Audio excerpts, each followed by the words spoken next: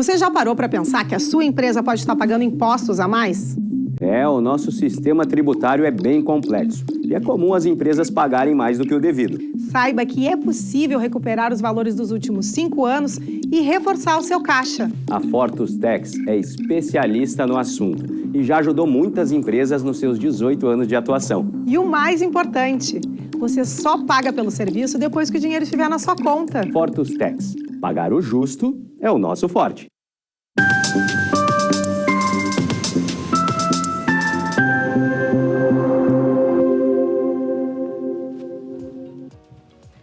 Olá, está no ar o programa Papo Certo, com minha apresentação, Amanda de Oliveira e de Evanir Aguiar. E no programa de hoje vai ser Direito de Sucessões.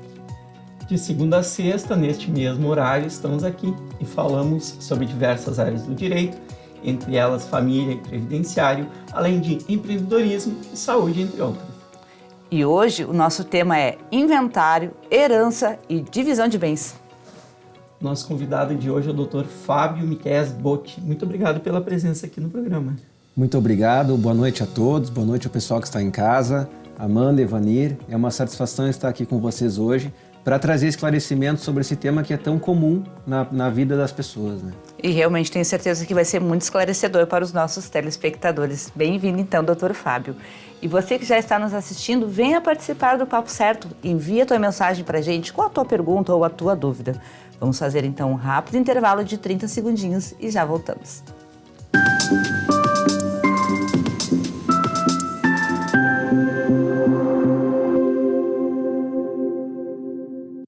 Tá difícil encontrar o profissional certo para a sua empresa? Precisa de alguém detalhista para aquela vaga no financeiro? Quem sabe um criativo para o marketing?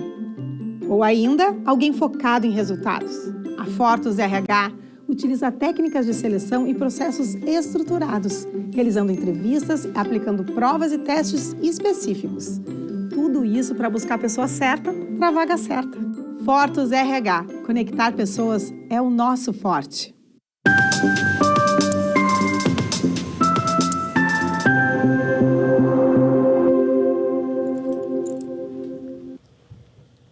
Estamos de volta e não se esqueçam que o programa também está sendo transmitido simultaneamente pelo YouTube e pelo Facebook. E através dessas plataformas vocês podem, além de assistir, também compartilhar.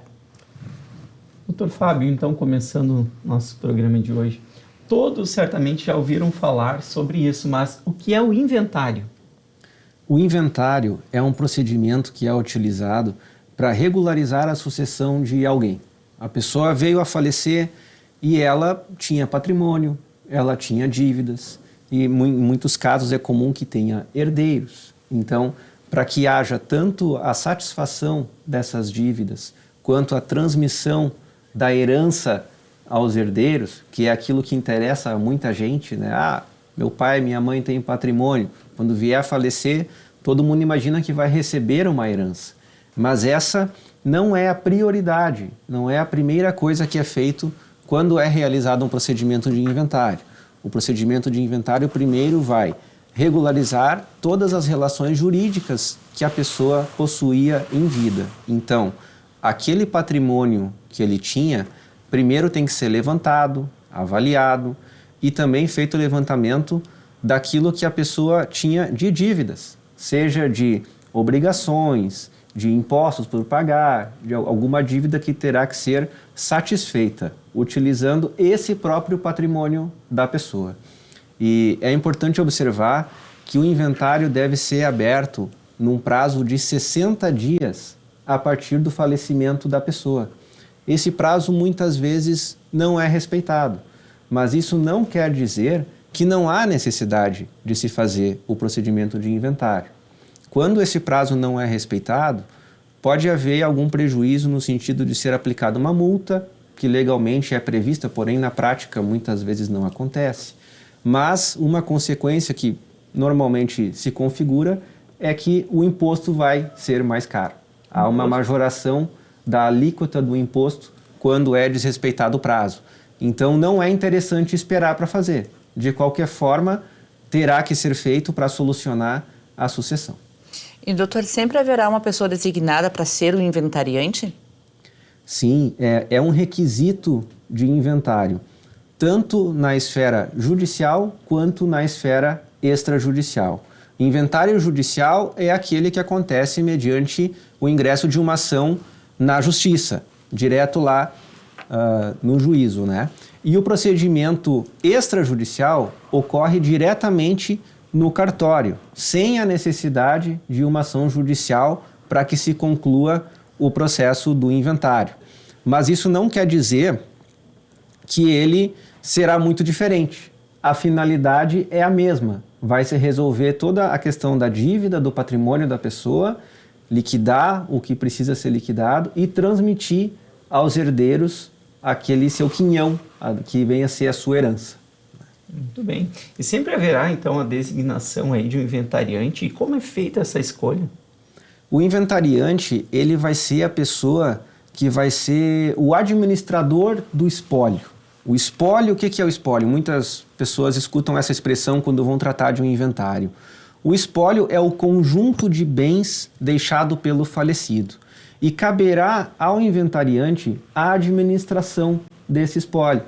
Por exemplo, a manutenção de um veículo que foi deixado. Enquanto está se dando o trâmite do inventário, ele vai ter que ser guardado, vai ter que ser cuidado para não depreciar. Pagar né? as taxas, impostos. Exato. Continuam ativas todas as obrigações, porém ainda não foi concluído o processo de transmissão daquele patrimônio aos herdeiros, né?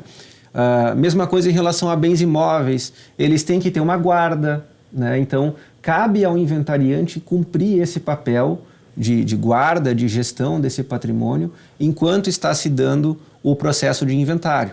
E ele também será o responsável durante todo o procedimento do inventário. Ele vai assinar os documentos, ele pode ser intimado para fazer uma prestação de contas, caso haja algum questionamento de algum herdeiro, né? Então ele tem um papel fundamental para o desencadeamento e o bom seguimento do processo de inventário. E como é que é feita a escolha deste inventariante? Vamos lá, me passei no questionamento, né? A escolha do inventariante, ela tem um rol previsto na lei. Normalmente é o cônjuge, né? Que seria o ficha 1, digamos assim, ou então o próprio herdeiro que está de posse dos bens. Essas são as hipóteses mais comuns, né? Existem outras. Também pode acontecer de ser uma pessoa que sequer seja da família, né? No caso de não haver familiares. Às vezes acontece isso. Pode ser nomeado um inventariante judicial, né? Mas essas, claro, são exceções que devem ser devidamente fundamentadas. Entre os herdeiros, quem será o administrador, o juiz é que vai definir. Aí sim, com certeza, né? E até essa questão do conflito é interessante trazer um ponto que quando há conflito, há litígio, o inventário não poderá ser feito de maneira extrajudicial. O inventário extrajudicial, ele pressupõe os seguintes requisitos: não haver conflito entre os herdeiros, quer dizer, é preciso ter acordo sobre a partilha de bens, né? Também não pode haver um testamento. Se houver um testamento, o inventário necessariamente terá que passar para a esfera judicial. E também todos os herdeiros devem ser maiores e capazes para poder praticar os atos da vida civil. Portanto, se tem apenas um filho menor, já obrigatoriamente vai ter que passar para a esfera do judiciário. Agora tem uma pergunta que eu tenho certeza que o pessoal de casa quer saber. O que acontece com as dívidas do falecido? Então, as dívidas do falecido certamente não morrem junto com a pessoa que faleceu. Elas continuam ativas, né? Então, qual que é o procedimento que tem que ser feito? Cabe ao inventariante, inclusive com orientação do advogado, que tem um papel fundamental nesse sentido, de fazer um levantamento tanto quanto ao patrimônio da pessoa, quanto em relação às dívidas que ela possuía. Mas muitas vezes as pessoas não têm conhecimento, não sei se meu pai, minha mãe, enfim, tinham dívidas em algum lugar. Então, a gente se utiliza de algumas ferramentas para descobrir se haviam dívidas. Isso pode ser feito através de consulta diretamente no banco onde a pessoa possuía conta, né? É possível acessar o site do Tribunal de Justiça, por exemplo, e verificar se há alguma demanda judicial, se a pessoa que faleceu estava respondendo a algum processo que pode ter alguma dívida. É possível também de se verificar se a pessoa está inscrita em algum órgão de proteção ao crédito, SPC, Serasa. Se está negativado lá, é porque ele tem um débito. E esse débito tem que ser relacionado no inventário. Inclusive contas comuns como água, luz, telefone, isso tudo é cobrado então. Porque antigamente diziam morreu e as dívidas morreram junto. Então não é assim, doutor? Não é assim. Pelo menos até o limite do patrimônio da pessoa. Né? Então, o que acontece? Se a pessoa que faleceu tinha um patrimônio, sei lá, de 100 mil reais, mas ele tinha 500 mil de dívida, aí sim, a parte que excede o patrimônio que a pessoa deixou, essa parte não será transmitida aos herdeiros. Eles não terão que pagar dívidas que não foram constituídas por eles. Mas todo o patrimônio que a pessoa deixou será utilizado para saldar as dívidas que foram deixadas. Perfeito. Doutor, o que pode ser considerado herança dos herdeiros? A herança, que é um termo muito utilizado, muito conhecido, ela, na verdade, não se confunde com o patrimônio que a pessoa tinha. Como eu falei ali no começo, o inventário ele vai tratar tanto do passivo quanto do ativo. As pessoas, obviamente, em geral, pensam no ativo, né? Ah, meu pai, minha mãe tinha patrimônio tal, tinha carro, tinha casa, tinha sítio. Esses são os ativos. Mas também tem o passivo. E não é tão incomum de acontecer de a pessoa ter muito patrimônio, mas também ter muita dívida, né? Então, a herança vai ser o quê? Aquilo que sobra, é o líquido. Depois de deduzidas todas as dívidas, de pagas todas as obrigações do falecido, o que sobra é a herança. E a herança, sim, será partilhada em relação aos herdeiros. Mas, doutor, em relação a essa questão da investigação de dívidas, faz alguma diferença se a pessoa era casada ou não? Sim, isso é um ponto muito importante que traz a questão da responsabilidade do cônjuge, né? O Código Civil traz algumas hipóteses em que é possível que o cônjuge tenha direito à meação em relação ao patrimônio do falecido. Isso vai depender também do regime de bens em que a pessoa contraiu o matrimônio, né? O mais comum hoje, da década de 70 para cá, é o regime de comunhão parcial dos bens. Ou seja, aquilo que foi adquirido na constância da união é do casal. Patrimônio meio a meio. Então, em relação à meação, que é justamente o direito a essa parte, a esse 50% do patrimônio, isso pertence ao cônjuge, né? O que vai ser partilhado vai ser a parte que pertencia ao falecido. Essa parte que será transmitida aos herdeiros. O que pode acontecer são exceções legais onde não se configura a meação, né? Se o falecido tinha um patrimônio que ele recebeu de doação ou de herança, normalmente em relação a esse patrimônio não haverá a meação. E também em relação ao patrimônio que ele tenha adquirido através da subrogação. Isso é um ponto bem interessante. A subrogação funciona no seguinte sentido. Vamos usar um exemplo. Eu possuía uma casa de 500 mil reais. E aí eu contraí matrimônio. Eu já tinha um imóvel. No curso desse casamento, eu troquei a minha casa por um apartamento, no mesmo valor. Portanto, adquiri o imóvel na constância do casamento. Sim. Teoricamente, meu cônjuge teria direito à meação. Porém, neste caso, foi uma substituição. É assim que funciona essa subrogação. Eu substituí aquela casa de 500 mil por um apartamento de 500 mil. Fica registrado na matrícula do imóvel? Não fica necessariamente registrado, mas eu tenho como comprovar que eu vendi um imóvel por um valor e adquiri outro pelo mesmo valor, né? Então, aquilo ali, os próprios herdeiros têm como mostrar que ocorreu uma subrogação. Importante guardar essa documentação toda. É importante ter essa documentação. Então, quando a avó traz aquela pasta com todas as matrículas ali, É verdade. A gente não tem que menosprezar, guardar e dar valor. Com porque certeza. ali tem toda a história do que precisará ser contada depois. Pode solucionar muita coisa.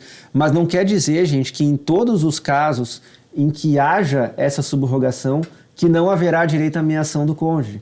Vejam, usando o mesmo exemplo, para ficar mais claro, aquela minha casa de 500 mil, eu troquei por um apartamento, mas no valor de R$1 milhão, já na constância do casamento. Aí sim, em relação a essa diferença de valor, dos 500 mil até o valor de 1 milhão, essa parte será dividida. O cônjuge terá direito à meação da diferença do valor.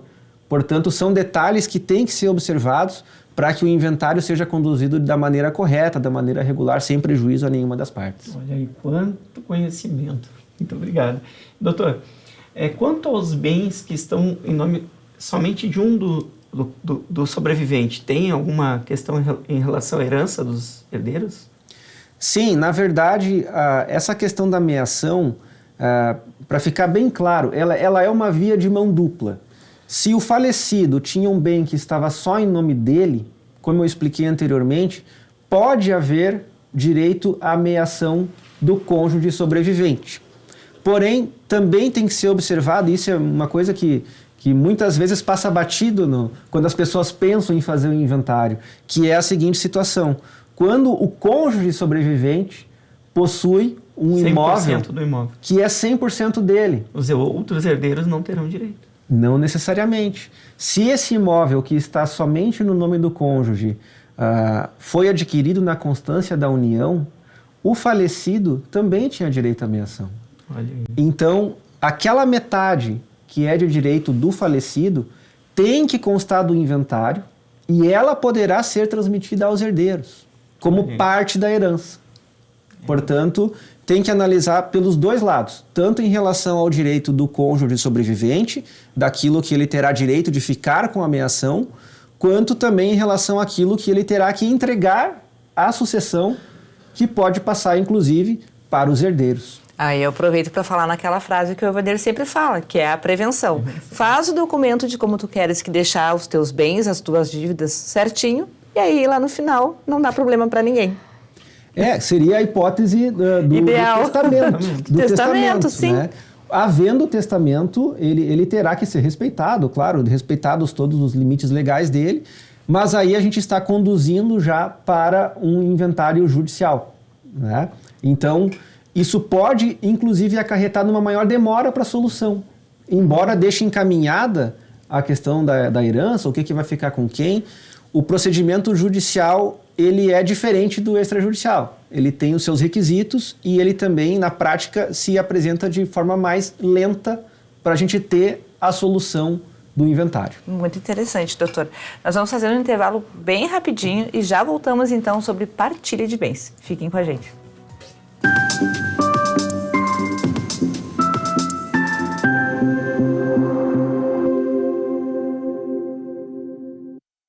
Em tempos de juros altos, margens reduzidas e incertezas, rever estratégias é fundamental para manter o seu negócio competitivo. Esse cenário exige planejamento e organização financeira. Nessas horas, qualquer ajuda é bem-vinda, mas a ajuda de um especialista é necessária. A Fortus Consulting conhece na prática e tem as soluções adequadas para cada situação. Fortus Consulting. Melhorar os seus resultados é o nosso forte.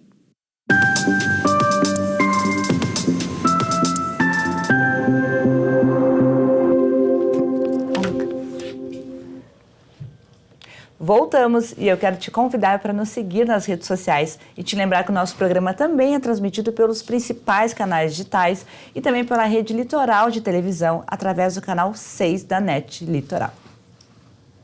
Doutor Fábio, quando o inventário pode ser extrajudicial?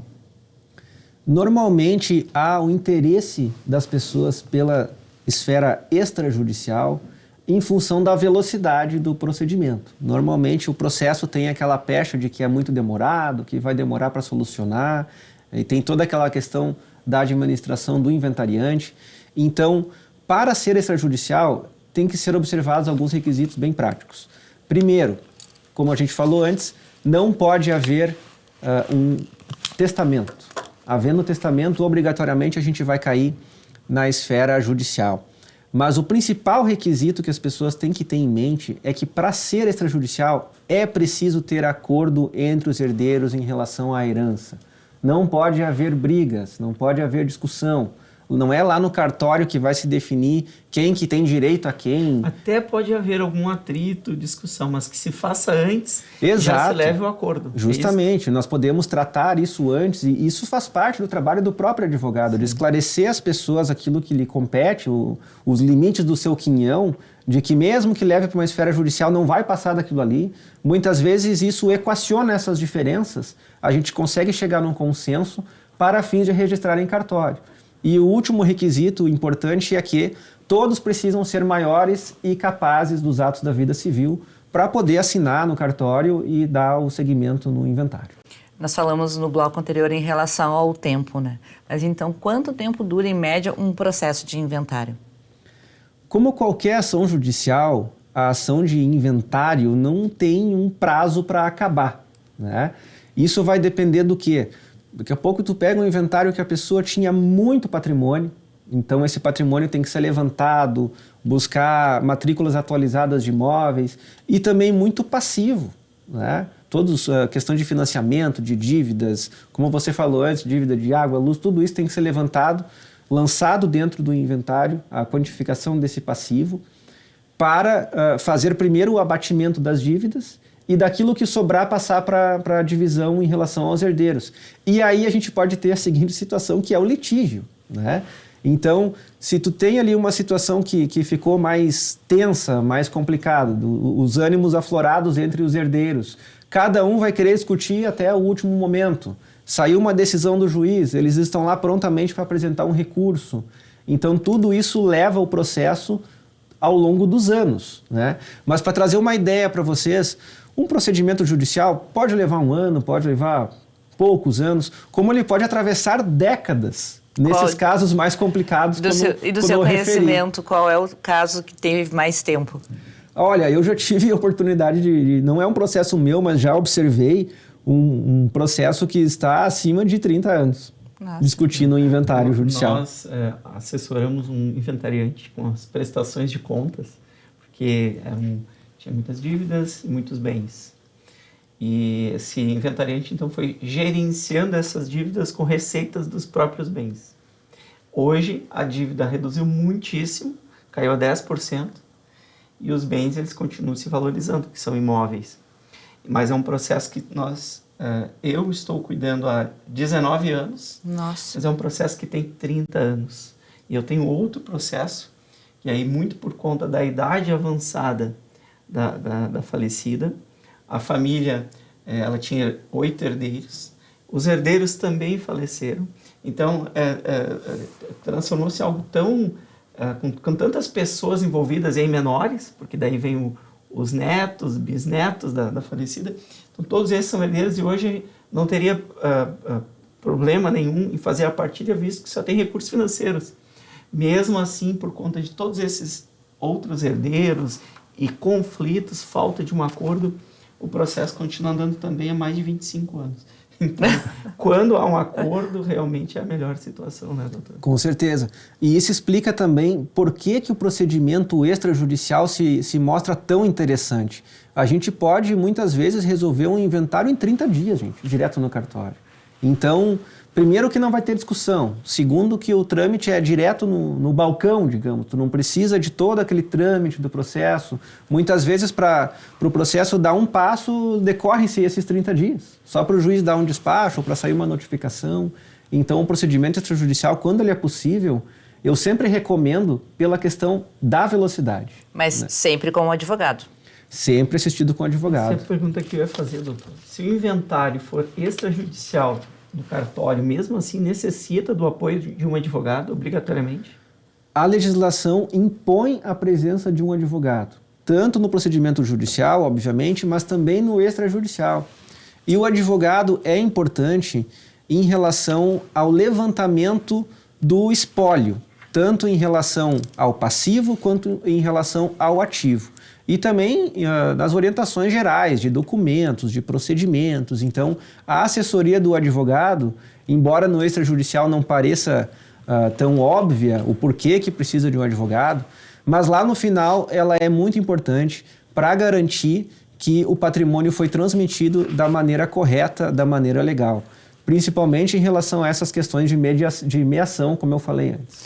Doutor, talvez seja a nossa última pergunta, temos mais 3 minutinhos de programa, mas quero ler a pergunta aqui do telespectador. Os herdeiros que utilizam imóvel ainda não partilhável devem pagar aluguel aos outros herdeiros? Com certeza nós estamos aí diante de uma hipótese em que é litigioso, né? Porque quando ocorre essa situação é porque há aquela divergência, por exemplo, entre irmãos.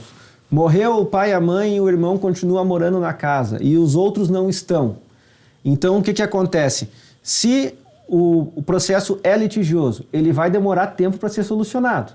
Durante este tempo, a pessoa está lá morando de graça, utilizando a herança que é de direito dos demais herdeiros.